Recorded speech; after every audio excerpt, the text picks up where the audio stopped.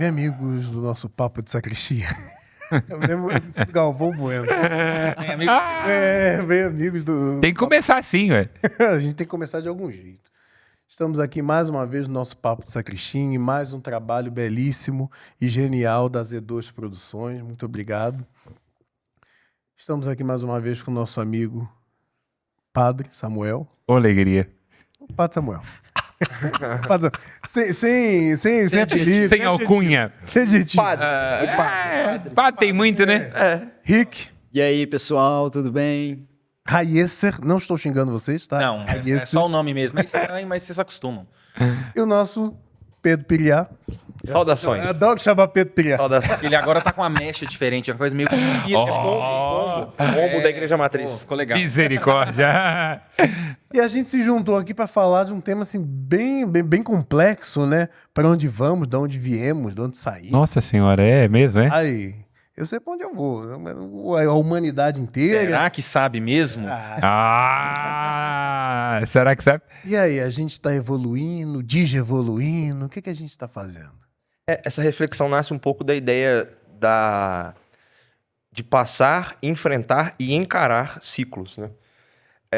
De olhar, se presentificar frente a ideias cíclicas. Mas por que disso? A observação, e aí cabe lembrar que estamos no período da Quaresma, e o ano litúrgico ele é sempre cíclico, né? Nós passamos várias vezes pelas mesmas reflexões. E qual que é essa ideia de por que casar esse assunto com a Quaresma? A ideia é que a vida é uma espiral ascendente. E é importante que seja ascendente, para que saia do lugar e te leve a outras posições. Patamares mais elevados. Será que Patamares é? mais elevados. Eu vou problematizar aqui. Será que a gente está subindo? Deveria. Bom, deveria. É o futuro do pretérito. Descendo para onde?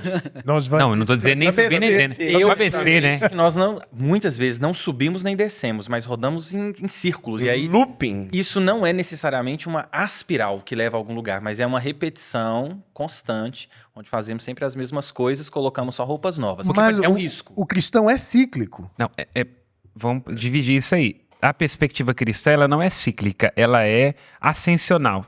Então, a perspectiva cristã é de um tempo que chega à plenitude em Cristo e sobe para a eternidade. Agora, é interessante porque Nietzsche, que... Já? Claro. Ele... Sobre existencial. Claro. Questões Que existenciais. detestava os protestantes. Porque Assim como nós. Não. A gente brinca aqui. Tu dizes. Tu dizes, exatamente. Isso aí é... tô brincando. Mas ele traduz apresenta o conceito contemporâneo do ressentimento. Então ele fala assim, há algo em nós que é muito insatisfeito com o fato de que nós, seres humanos, temos um parentesco com nada. A vida passa muito rápido e temos que afirmá-la, não temos coragem disso e ficamos brigando com o vizinho e dizendo, olha, se não fizer isso e aquilo, vai para o inferno, porque eu estou aqui rezando de madrugada. A senhora é uma adúltera. Então Nietzsche fala que isso marca o ressentimento. E quando Nietzsche coloca a ideia do ressentimento, ele fala que essa ideia cristã de um crescimento, de uma evolução, envenenou o ser humano. Porque isso que começa com essa ideia cristã de que está subindo, está melhorando, deságua no protestantismo e no capitalismo. Porque hoje o grande paradigma é esse. Como é que eu cresço? Como é que eu me desenvolvo? Comprando um livro sobre como vender livros, indo a um coaching. Fazendo Tomando vidinho. café com os outros. né? Entendeu? Tomar café E com os fazendo outros. vidinho falando eu sou universal. Nietzsche fala, vai, aí ele introduz a ideia de o eterno retorno do mesmo. Já deu a palavra que ele fala que, na verdade, a gente acha que está fora desse ciclo, mas é o eterno retorno do mesmo. A gente pode pensar também o que é evolução. Você faz essa pergunta no começo, né? Nós estamos evoluindo? Tá, mas nós estamos falando de que tipo de evolução? Se a gente for pensar na sociedade atual, eu estou ganhando dinheiro e estou tendo sucesso, então eu estou evoluindo. O que não necessariamente implica numa evolução do sujeito, o que não necessariamente implica em como esse sujeito lida com suas próprias questões. E aí não tem jeito, eu vou usar da psicanálise, o próprio Freud... A sua o próprio função aqui é Lacan. essa, tá? Perfeito, eu Só sou contratado para... Está sendo pago para isso, entendeu? A gente pagou seus estudos para isso. Freud e Lacan, o Lacan ele vai dizer que, de fato, um processo de análise, ou seja, um sujeito implicado com o próprio discurso, isso é uma análise, ele, de fato, faz uma experiência de uma aspiral. Porque a repetição ela tem algo de inédito, porque, de alguma forma, a gente se repete. Para a teoria psicanalítica, a repetição é um conceito fundamental. Aquilo que foi vivido, que foi experimentado no momento anterior, tende a se atualizar. muda um pouco a roupagem, mas vai se atualizando, ou seja, a gente vai repetindo. Essa repetição sem uma implicação ou sem uma questão gera um ciclo. Então eu faço de novo e mais uma vez a mesma coisa. Que daí seria o vício, sintoma e por aí vai. Perfeito. Que é o que eu acho que... Não esquece que você vai falar, não. Que do ponto de vista da moral, é esse o problema. Porque uma moral mais rígida vai dizer assim, para de fazer isso, para de morder. Será que dá? Entende? Porque se tá repetindo quer dizer o quê? Mas pode falar. Exemplo concreto simples, que eu acho que esse exemplo não toca a vida de ninguém. Relacionamento. Sempre vivo o mesmo relacionamento. E aí me permitam a linguagem psicanalítica, sempre escolho os mesmos objetos. Aham. Enquanto linguagem psicanalítica, sempre escolho as É mesmas sempre pessoas. alguém que é o mesmo perfil do meu pai, que me abandonou, Perfeito. da minha mãe que não E me eu amava. sofri do mesmo Reparem jeito. que tem 2 celibatários falando sobre relacionamento. Vamos citar. São celibatários, mas é um psicanalista. Ah, Não termina o confessionário aqui. Forma-se. Mas isso é extremamente curioso. As pessoas sofrem com as mesmas coisas em ciclos diferentes. Mas são as mesmas relações. É sempre o mesmo namorado, a mesma namorada, mesmo perfil. do mesmo perfil, que reproduz as mesmas questões e a pessoa depois reclama exatamente das mesmas coisas. Isso é uma repetição. Tipo, muda pra cair na mesma. É eterno retorno do mesmo. É eterno retorno do Mas mesmo. deixa eu ver se eu tô entendendo. Aqui, a espiral ascendente. Não, mas aqui é uma ideia idealizada. Aqui, a espiral... Que não tem nada de errado. Aqui, a espiral descendente? Não. Não. Aqui um ciclo. Sem Correr mudança atrás do de próprio posição. rabo. Então, Praticamente. não tem ninguém falando que a gente tá regredindo. Não, nós estamos querendo dizer que Pra voltar talvez. mais pra trás é ponte que partiu, né? Mas será que, pior do que a gente já tá. em algumas óticas a gente não regrediu? Eu acredito que sim, que é o que o Raíssa problematizou. Entendeu? Mas eu acho que o desafio é que o que o Raíssa colocou, e eu tô também problematizando, é que não dá pra você entender muito bem o que é norte, sul, leste, oeste, entende?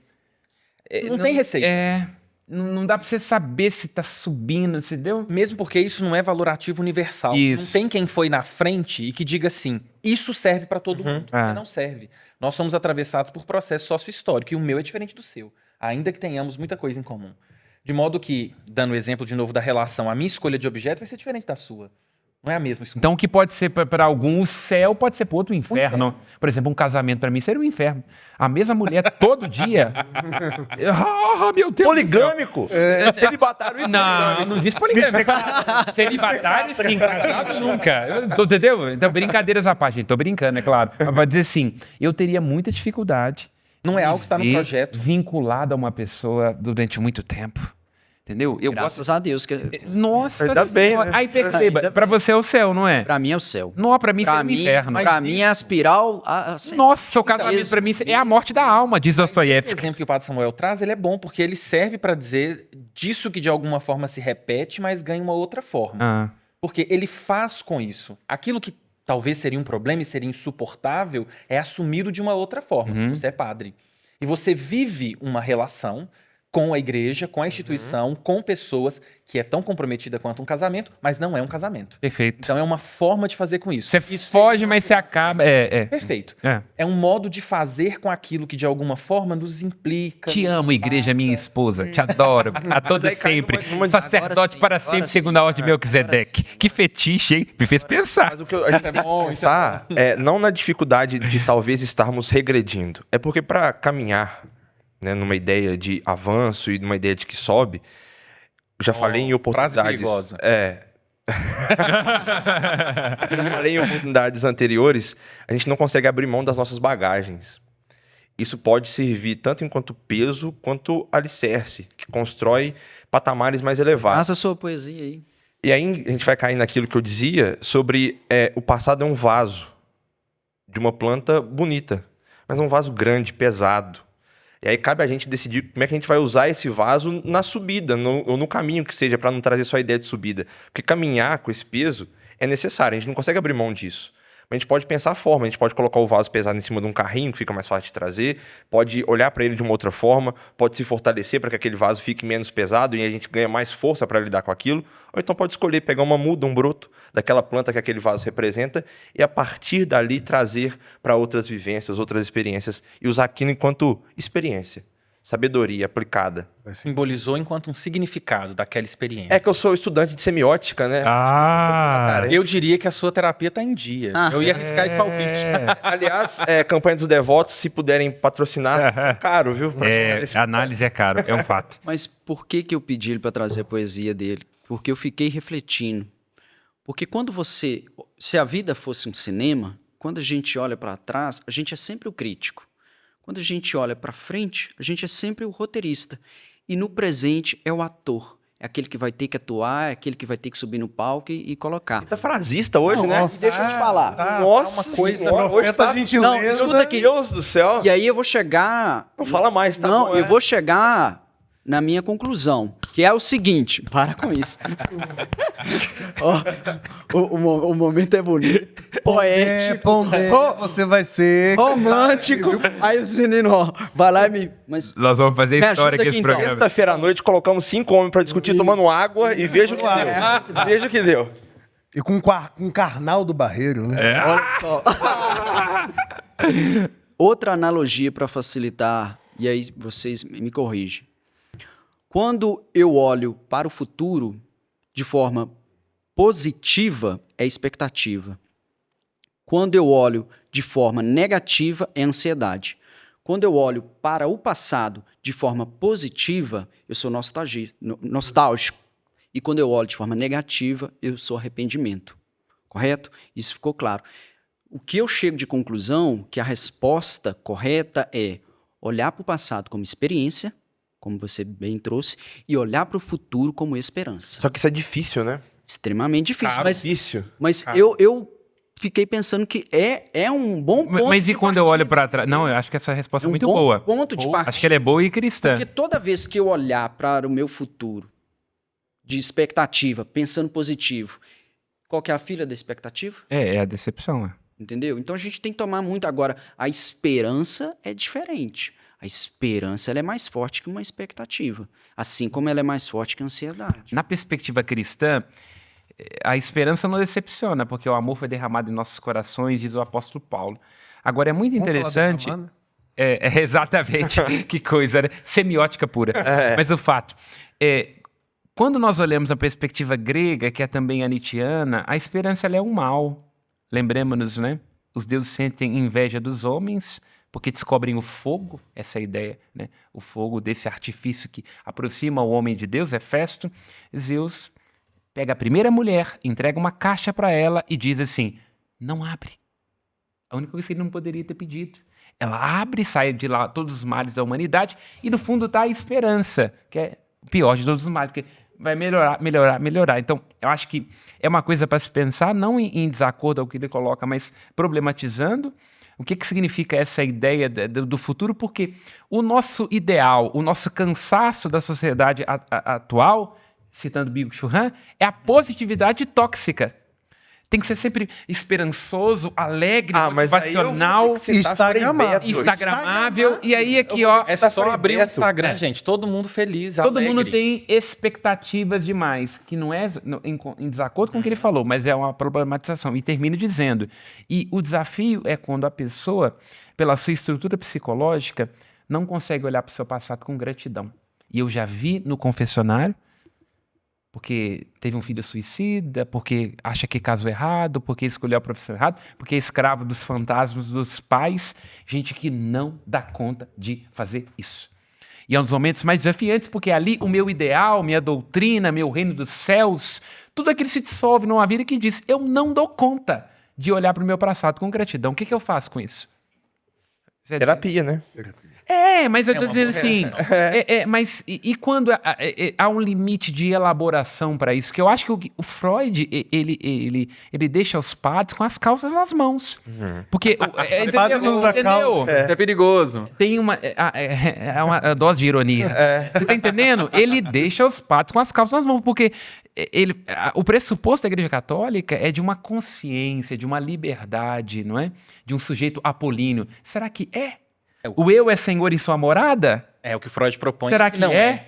Há um outro eu distinto. Ah! Mas o que é fantástico é que esse eu, distinto de mim, que sou eu e que eu desconheço, se apresenta de alguma forma.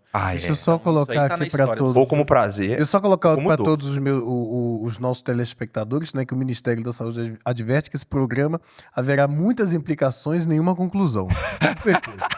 Mas isso não é ruim. Com certeza. Eu vim para confundir. Mas sabe por que isso não é ruim? Porque nós esperamos, e isso hoje está muito assim, no desejo da sociedade, tudo muito pronto, tudo muito respondido, soluções muito fáceis.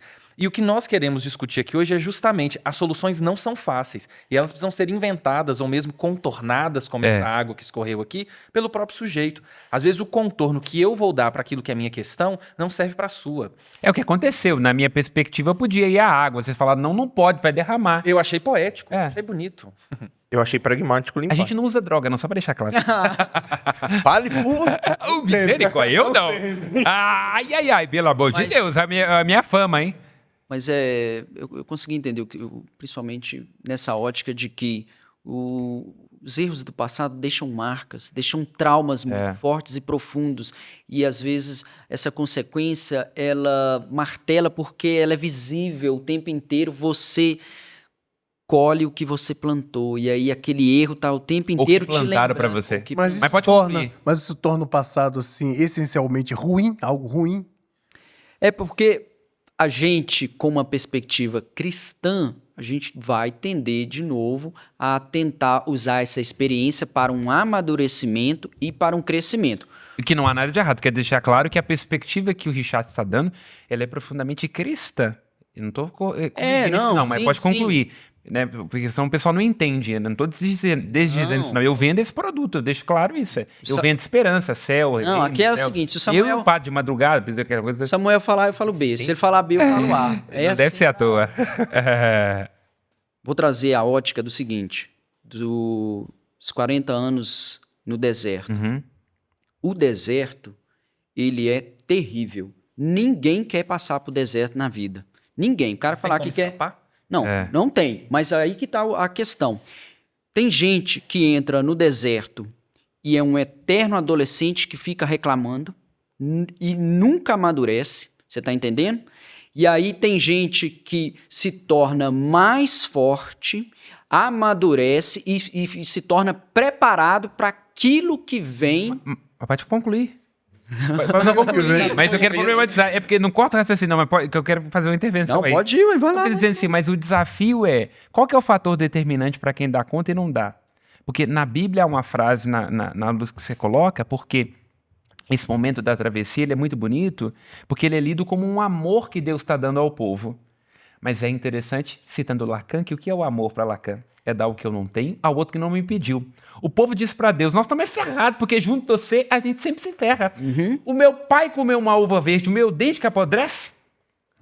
Então, olha pra você ver, é bonito Exato, quando no texto exato. bíblico a adolescência é perene. O povo fala, o que nós Perene. temos a ver com isso? Nós somos uma nação condenada, porque a gente anda com você e hora a gente dá certo, hora a gente se ferra. Nós estamos na Síria, depois do Egito, depois da Babilônia, gregos, romanos. Quando é que acaba isso? Mas será a que gente isso for não ver- seria a vida? Hã? Será que isso não seria a vida? Porque se a gente tem também uma expectativa de que a vida vai ser linear ascendente até eu chegar ao paraíso, eu não sei se isso se parece com a vida. Eu posso fantasiar o quanto eu quiser em relação a isso, mas isso não condiz com a realidade, porque a vida tem limite. E o limite tem a ver com frustração, o limite tem a ver com decepção, o limite tem a ver com não ser amado. Dói, mas faz parte. Então, de alguma forma, essas questões estão aí. Não lidar com isso é um jeito de lidar. Mas aí a gente uma vai ficar estratégia. calando catarse até quando? É. É uma estratégia. Até quando o sujeito der conta. É. Porque, na verdade, acaba que a gente se inventa. É porque estoque demais apodrece, né? E quem não dá conta, seja não, mas deixa eu concluir esse raciocínio, porque nós já atravessamos aí. Não, é Deixa porque eu falar. eu fico pensando o seguinte, assim, ó, mero mortal. Toda vez que eu passo por um deserto, no momento, para mim, é reclamação mesmo. Por Deus, por que agora? Por quê? Mas sempre que eu supero esse deserto, eu colho uma maturidade e vem uma coisa melhor. E aí, novamente, eu entro em deserto Mas de e novo. quando Então, o sujeito eu fico... não dá conta? Não, mas a questão Por exemplo, é eu já atendi uma pessoa num confessionário, eu não vou citar o que é, e nem a pessoa, vocês não vão saber, mas que é difícil para ela elaborar o suicídio de um filho. Claro, perfeito. Verdade, Grande esse exemplo. propósito. Aí você sabe o que vai Qualquer acontecer? mãe. Aí o que vai acontecer? Vai morrer no deserto, Samuel. Mas é isso que eu tô dizendo. Eu Mas tô vira dizendo pra uma mãe que perdeu um filho. Sim, claro. que Nem, perdeu um filho não com gosto nem de câncer, pensar, não gosto nem entendi. de pensar. Eu acho que o Que desafio... perdeu um suicídio filho ainda de tem alguma forma. O suicídio ainda tem Porque ação, né? eu não tô dizendo que o Jazz está errado, tô querendo dizer que eu concordo plenamente com ele. E olho para minha própria vida e vejo isso, mas eu tenho uma estrutura que me possibilita. Aí por isso que eu te perguntei, o que é determinante nesse aspecto? É o sujeito, as características dele, a vontade dele? É porque qual que é o limiar de dor do outro também, né? E Eu não sei nem a mesmo os meus. estrutura, porque tem gente, eu lembro, Dom Romão falava isso no seminário, e nós nunca nos esquecemos. Tem gente que se desmonta, não monta mais. Isso é Freud puro. Tem defeito que é estruturante. Você tira aquele jeito de ser, a pessoa desmonta e não monta mais. Mas aí a vida é um rasgar-se e remendar-se eterno. Na poesia. Na mas poesia, tem gente, me diga se não tem gente que E aí quando que eu é vou dizer, rasgada não volta mais. Esse que é o problema da Ela vida, não da gente volta. ficar olhando muito bonito pra vida sempre, porque a vida não é bonita. Mas eu tô dizendo... Não é. Ela pode ser, dependendo do quanto a gente consegue desprender e mexer com ela. Mas Ela é esse que bonita, o fator não é? pra quem não dá conta. Porque eu tô dizendo como padre que tá no confessionário. Eu já estive diante de pessoas que não conseguem se reelaborar. O que é isso? É culpa? É limite? É porque não tá aberta a Deus? É depressão? É porque é falta de fé? O que é isso? A É porque não psicanálise- acorda de madrugada pra rezar. É, com A certeza. psicanálise poderia dizer também que desse tipo de situação, não que a psicanálise tenha a pretensão de responder tudo, mas desse tipo de situação pode existir também um gozo. O gozo é um conceito curioso na psicanálise, porque É avesso, né? ele diz de uma satisfação pulsional. Mas satisfação não tem a ver com um caráter positivo. Eu estou tendo um prazer. Não é sobre isso. Mas é sobre uma função que se executa de alguma forma e que isso me sustenta. Pra me manter como vivo. sujeito. Para manter essa estrutura que é possível a partir dela eu viver. Então a culpa, a dó, a dificuldade de se libertar da morte de um filho pode ser um lugar Pode ser um melhor lugar de isso do gozo. que nada? Pode ser um lugar de gozo. Pode ser um lugar de gozo. Porque aqui, eu seria muito selvagem em dar exemplos, mas talvez esse lugar sustente alguma coisa que é não, importante ser sustentada. Vou tentar me arriscar dar um exemplo. Não, eu não a quero me criança- arriscar, porque eu acho que seria Você vai se muito arriscar? selvagem. Tá. Não, eu não quero. É porque ele tá entrando num limiar aqui, que é um limiar que atravessa muita moral, no sentido Perfeito. assim, até quem tá em casa, atravessa depois um outro. pesquisa sobre isso, porque a pessoa pode ficar... Mas então quer dizer que a pessoa ali naquele momento, voltando ao luto do filho, ela tem ali uma satisfação? Sim, porque pode ser o lugar da dó e por aí. Mas olha Pode só, ser o quando lugar você da priva... maternidade. Da maternidade. Não, mas Eu ia dizer uma coisa que vai parecer absurdo. Quando você priva a criança do gozo de tomar desinfetante, ela vai entrar em pane. Porque aquilo pra ela seria prazeroso. Mas A ele não tá função falando... dela Não, seria... não, ele tá falando de algo muito mais profundo. Não, calma, eu vou chegar lá. Vamos lá. A criança não tem ainda a cognição completa para entender que aquilo não é necessariamente bom, ok. Aham. Há nela uma pulsão de entender que a satisfação daquela pulsão seria um gozo, certo? A existência da criança se justificaria... no Seria um momento- prazer. O Seria o gozo é prazer. mais amplo que prazer. Sim, tá, seria o prazer, ok. Ela existiria mais ou melhor no universo dela se ela conseguisse alcançar aquele objetivo. Nós, mais velhos que a criança, que sabemos que aquilo não é uma experiência tão positiva, vamos coordená-la para que ela não viva aquilo, certo? Guardamos essa ideia numa caixinha. Sem nenhuma proporção, como é que a gente vira para uma mãe e fala com ela assim, porra, mas vamos lá, é muito melhor viver a vida sem ficar lembrando do luto do seu filho. A mesma coisa que a gente vai falar para a criança, é muito melhor viver a vida sem tomar desinfetante. Olha as proporções. Como é que a gente vai condicionar a dor de uma mãe, a experiência dela entender que a vida é melhor sem a dor do filho? Claro, a gente sabe que a vida é melhor sem viver a dor da perda de um filho. Mas como é que a gente vai existir isso dentro dela? Fazer com É que por isso que eu tô exista dizendo, como é que vai ter dentro dela? esperança nessa perspectiva? E eu acho que isso está para além do racional. É a surpresa do gozo. É. É inconsciente. Que a ideia, por Não é exemplo, algo que eu vou propriamente colocar na minha frente como desinfetante e falar, eu quero ou não quero beber.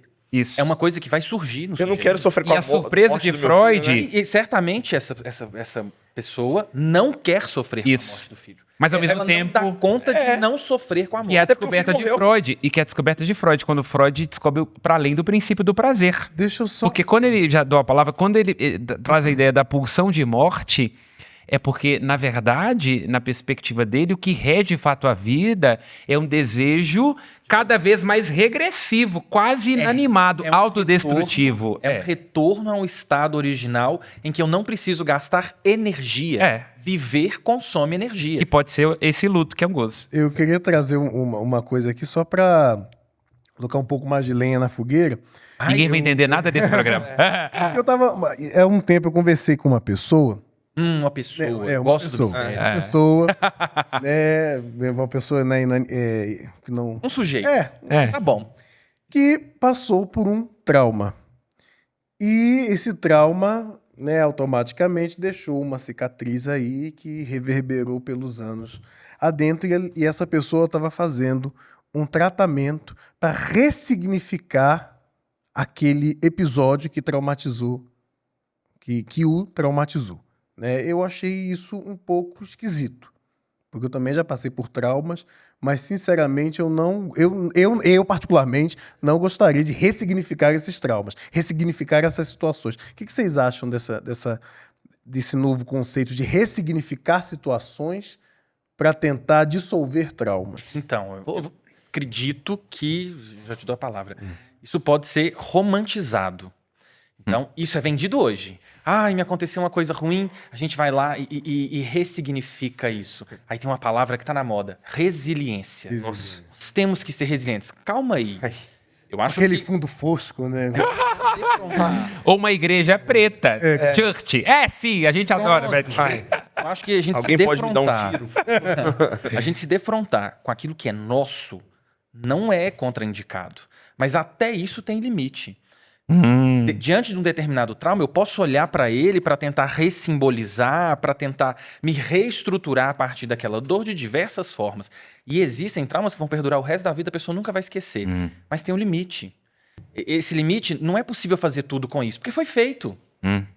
Não tem como eu ir lá, meter a mão no meu passado e mudar aquilo ali. É porque senão você Agora, sensibiliza também, né? A pessoa fica anestesiada demais. e essa Tudo é, pra essa é a nossa sociedade hoje. Por que a gente usa tanto remédio? Por que a indústria farmacêutica vende tanto? Porque eu não quero olhar para isso. E isso é uma forma de lidar. Hannah já falava isso. Isso é uma maneira de lidar. Eu não quero olhar para minha dor, eu não quero olhar para o meu trauma, eu não quero olhar para aquilo que me faz sofrer. Gente, vamos pro Instagram. Aí eu queria registrar que isso é droga, sexo, dopamina e excesso de oração. Tá no mesmo campo semântico, tá? Eu Oração quero de registrar madrugada, isso. oração de É porque a madrugada. pessoa olha pra É adulto e sintoma. fala assim, olha que vida que ela leva pra não dar conta de si. E passa o tempo inteiro na igreja porque não dá conta do casamento frustrado. É a mesma coisa. Tá no mesmo horizonte semântico. Eu queria deixar isso A claro. conta gotas. É a mesma droga. É a mesma Conta-gotas. droga. É o forma de consolo emocional. É É o caminho. anestesia. É uma Eu anestesia. falei que a gente não devia você falar. Fala. Não. Pô, eu tô amando o papo aqui. Inclusive, Você é a voz católica desta mesa. É uma por honra favor. ser convidado, né? Padre, um seminarista.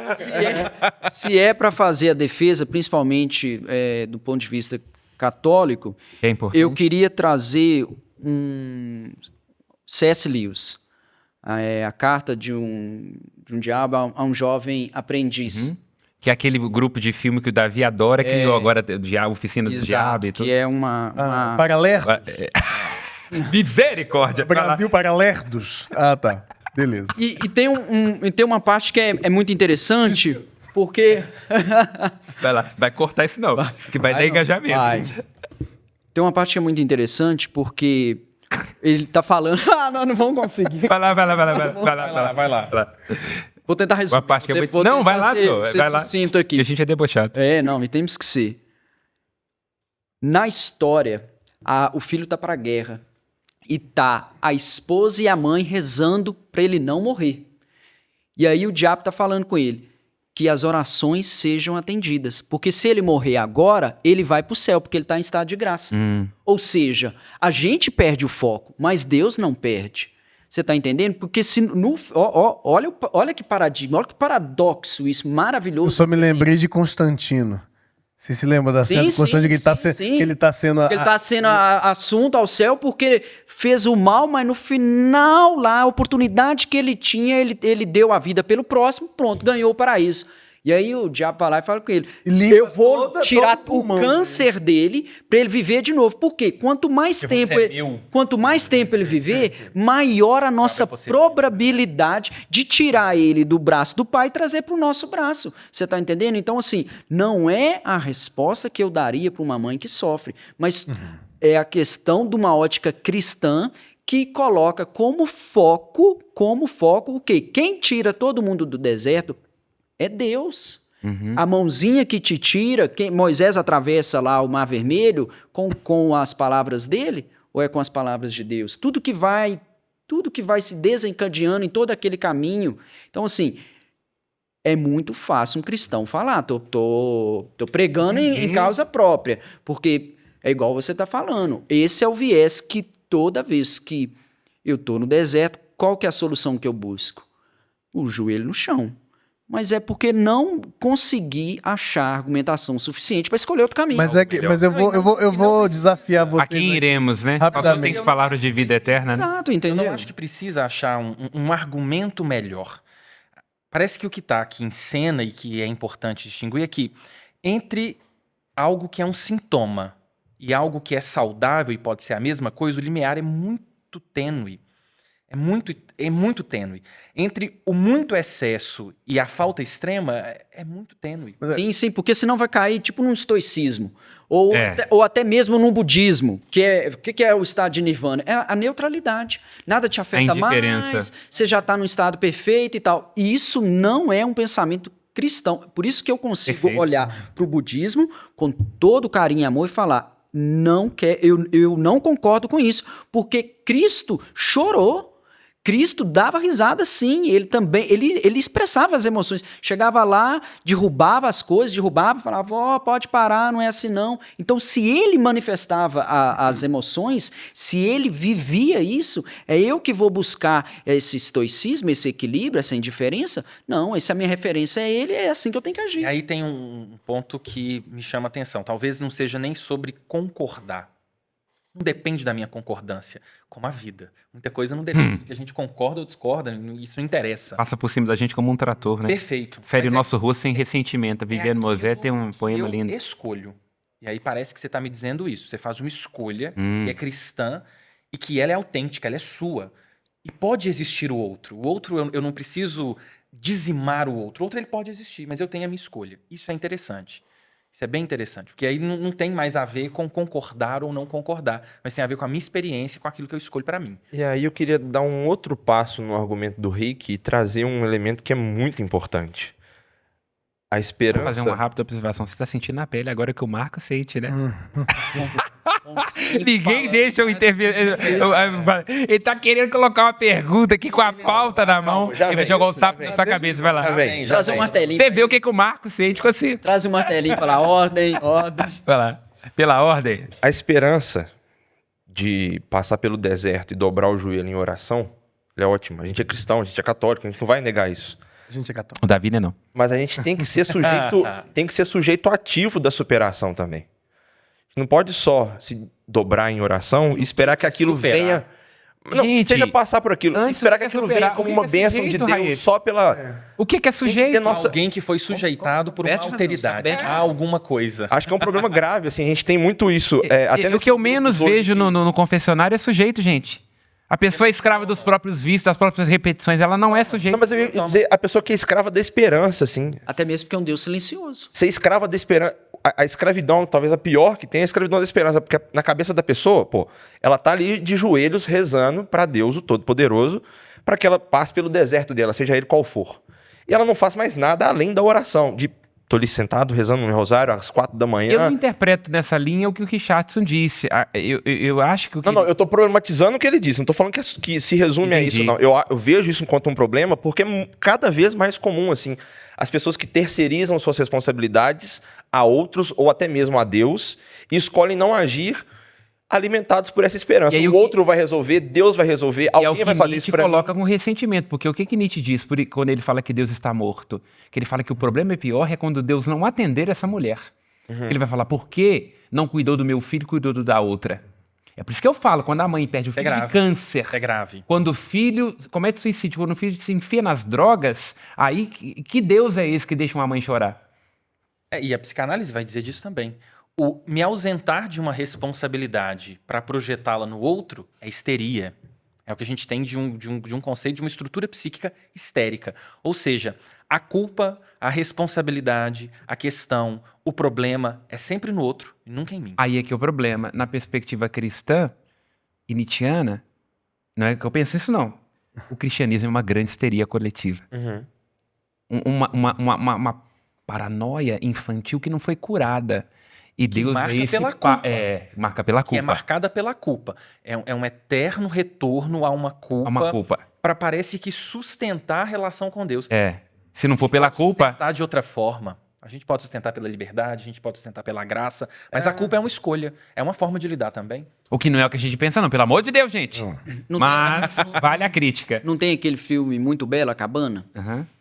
Que o cara perde a filha e aí vai falar com Deus e fala com ele assim, você também deixou o seu morrer? E aí eu acho bonito que ela fala assim, você não entendeu nada, que ó, e mostra as chagas. Eu também morri junto.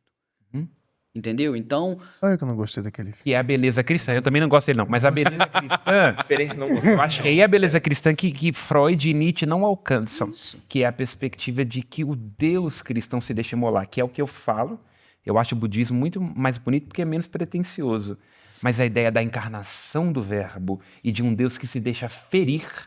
Mas esse Deus se tornou um imperador loiro medieval.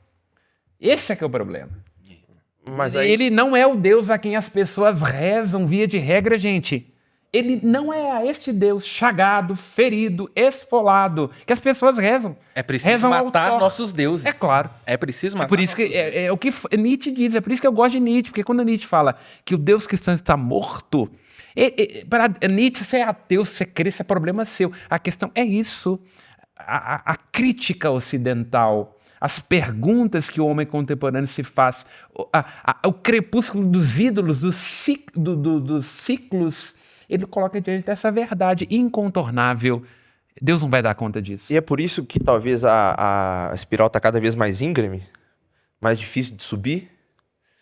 É A porque gente tá cada olhando vez pra mais... lugares aleatórios gente enquanto a gente pega- vai subir. Pelo ponto de vista cristão, um Deus que se faz um de nós. E isso é fantástico. Porque a maneira que ele tenta se comunicar de diversas formas. E ele utiliza diversos recursos para se E comunicar se com a frustra humanidade. porque é bonito no Antigo Testamento. Perfeito. A aliança é rompida, sente é dor. refeita. É rompida, é refeita. Ele se frustra. O máximo da comunicação é quando ele resolve ser como nós, um de nós, igual a nós. E aí ele escolhe a forma de comunicar pelo amor, que é super complexo por nós. É. A gente não consegue entender, cair em diversas repetições e equívocos nessa linguagem, e por essa linguagem ele se permite, inclusive, imolar. É uma coisa interessante, pode observar os textos finais da Quaresma, para falar que a gente não é litúrgico, é o texto de Oséias e Ezequiel. Ezequiel eu tentei converter, não deu, agora eu pego esse coração de pedra e no lugar coloco um coração de carne. Vocês não resolveram? Eu resolvo com o meu coração. E Oséias é aquela ideia que é muito bonito. Ele se apaixona por uma mulher que não dá conta de ver com o marido só. Aí Deus fala com ele assim, desce e casa com ela. Na hora que ele casa, é isso que eu sinto.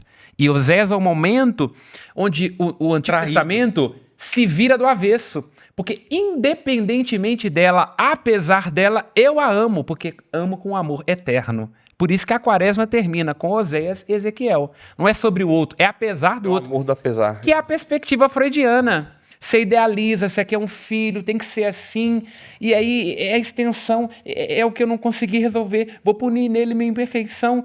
Não é do jeito que eu queria, não gosta do que eu queria. Ah, mas que bom, né? Eu amo assim mesmo. Isso é amor. No fundo, o que parece é que a gente corre daquilo que é mais próprio do humano. A sensação que eu tenho é essa, e aí talvez isso seja uma angústia. Tudo aquilo que é mais próprio do humano, dos afetos, você tá falando que a gente corre de das sofrimento. pulsões. Não, eu tô dizendo que a gente olha para isso que chama de sofrimento, para isso que chama de angústia, ou para isso que a fé vai chamar de pecado, e a gente rechaça isso. A gente E é não- interessante que o Deus não cristão quer conviver com assume isso, né? É uma outra É o interessante, né? A gente quer ser Deus e não dá conta. Ele A gente fala, quer eu recusar. desço. E a gente quer. Peraí, então. É, deixa aí, entendeu? Mas olha só, vamos a Santa Gema Galgani. Ela tem uma passagem também muito bela que fala assim, e o que é o amor? Me explica o que é amor. E Cristo fala com ela, olha para a cruz. Olha para a cruz. Isso é o amor. Que é o exemplo maior de amor. Ou seja, para nós que temos na E o história... que é a cruz? Para nós que temos o mistério da salvação. Mas ela é dádiva ou dívida? Porque se for olhar um grupo paranoico, vai dizer que é dívida. Com certeza. Mas a Entendeu? ótica que eu quero te dizer é o seguinte, se a gente for pegar na história, e eu sei que é cruel dizer isso, eu entendo perfeitamente que todos nós corremos da cruz, mas se você for ver na história, aqueles que são chamados de santo foram aqueles que abraçaram a cruz. Ou seja, ela não esmagou, ela elevou. O sofrimento que ele carregou ali é o que de fato possibilitou. Então, ou seja, aquela experiência de deserto é o que levou ele. Mas é por isso que eu estou dizendo, e que é a problematização do Raíssa, que quando é dádiva, tudo bem, mas historicamente nós transformamos em dívida. Mas quando Mesmo que foi porque mais se dádiva para um mártir? eu já escutei que perdeu muito. a cabeça. Não, estou falando dos mártires, mas eu tô dizendo aqui. Não, mas a maneira como isso se atualiza hoje, não é raro escutarmos discursos em que é o sofrimento que vai te salvar. É. A nossa fé não é masoquista, Jesus Cristo não é masoquista. A Mas minha vida nós ninguém transformamos tira, eu isso. dou livremente. Porque É diferente. O Deus barroco medieval é Thor, não é Jesus. É uma culpa que você tem que morrer para pagar. Mas também não vem achar que é prosperidade. E é um Mas o masoquismo. problema é que eu tô dizendo, o mesmo que critica o que vive lá naquela vida anestesiado com as próprias paixões, tem que entender que o seu rito, que a sua ideia tirânica de Deus também é um vício. Também é uma maneira de ter um ídolo. A crítica de Nietzsche é essa.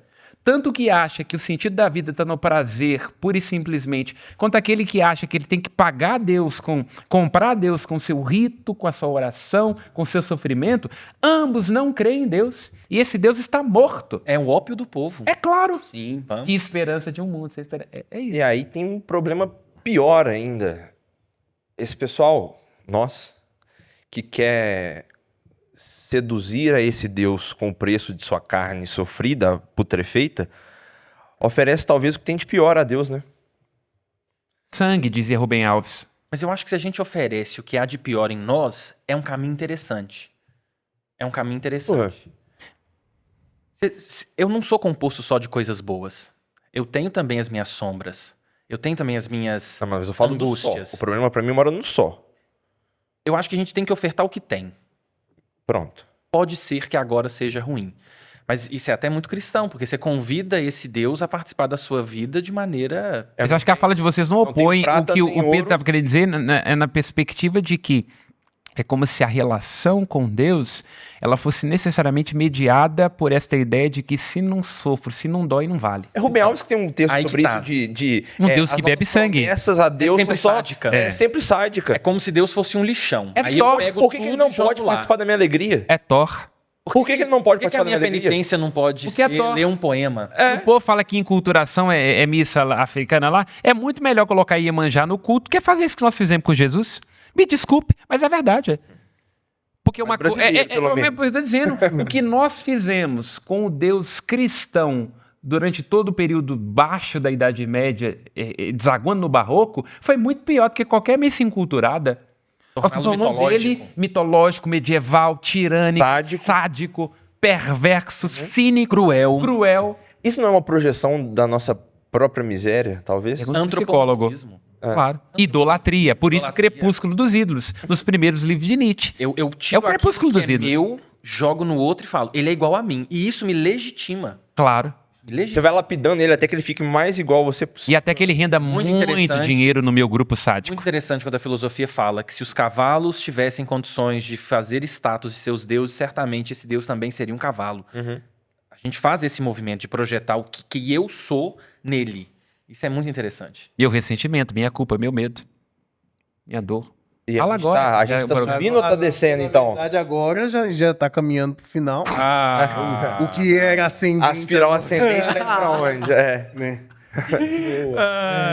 Apesar que A gente jura, Isso faz parte. perante as câmeras que esse programa foi gravado com todos nós sóbrios, plenamente conscientes e dotados de uma mente que consegue construir frases inteiras. eu não juro, não. Pelo menos acho. isso é não interessante. juro, não. A gente começou o programa assim e a gente pode terminar o programa também desse jeito. Bem, amigos, é isso. As coisas acabam e são feitas para acabar mesmo. Nem tudo tem jeito. Não tem como dar jeitinho para aumentar o tempo do programa, né? Tem que acabar. Mas tem que deixar o like. Tem. Tem que deixar o like. Tem que deixar o like, porque isso também tem a ver com implicação. Se você deixa seu like, você está implicando com o que está sendo discutido aqui e que tomara que isso também possa, de alguma forma, contribuir, assim como contribuir para as nossas vidas, para a sua vida também. Valeu. Amém. Amém.